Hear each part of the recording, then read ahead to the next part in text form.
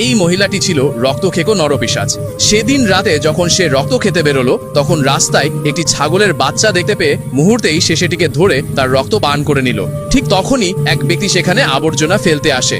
এটা দেখে সে তাড়াহুড়ো করে ছাগলের বাচ্চাটিকে টেনে নিয়ে গিয়ে আবর্জনা স্তূপে ফেলে দিল এবং মহিলাটি তাকে দেখে এমনভাবে আচরণ করলো যেন সে একজন আবর্জনা কুড়োনো মহিলা। ফলে লোকটি দূর থেকেই আবর্জনা ফেলে চলে গেল।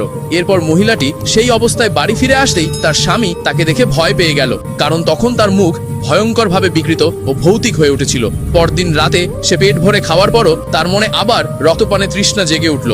তখন সে দৌড়ে জঙ্গলের দিকে চলে গেল এবং মুহূর্তেই একটি পাখি ধরে তার রক্ত পান করে নিল। তারপর আরেকটি পাখি ধরে বাড়িতে নিয়ে এসে কাপড়ে মুড়ে বিছানার নিচে লুকিয়ে রাখলো।